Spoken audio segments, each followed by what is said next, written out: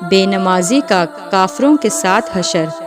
حضرت ابن عمر رضی اللہ عنہ سے روایت ہے کہ ایک مرتبہ حضور اقدس صلی اللہ علیہ وآلہ وسلم نے نماز کا ذکر فرمایا اور یہ ارشاد فرمایا کہ جو شخص نماز کا اہتمام کرے تو نماز اس کے لیے قیامت کے دن نور ہوگی اور حساب پیش ہونے کے وقت حجت ہوگی اور نجات کا سبب ہوگی، اور جو شخص نماز کا اہتمام نہ کرے اس کے لیے قیامت کے دن نہ نور ہوگا اور نہ اس کے پاس کوئی حجت ہوگی اور نہ نجات کا کوئی ذریعہ۔ اس کا حشر فرعون، حامان اور ابی بن خلف کے ساتھ ہوگا۔ بے نمازی کو موت کے وقت 3 سزائیں ملیں گی۔ ذلیل ہو کر مرے گا، بھوکا مرے گا، مرتے وقت اتنی سخت پیاس لگے گی کہ اگر سارے دریاؤں کا پانی بھی اسے پلا دیا جائے تو پیاس نہ بجھے گی۔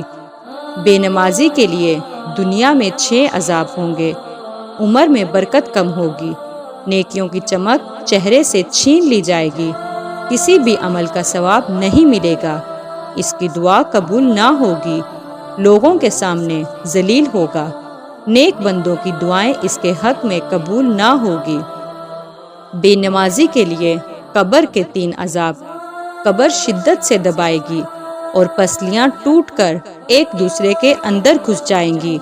قبر میں آگ ہوگی، ایک بہت ہی خونخوار اور خوفناک سانپ قیامت تک روزانہ 5 مرتبہ مارے گا، اور ہر بار بے نمازی 70 گز زمین میں دھنس دیا جائے گا۔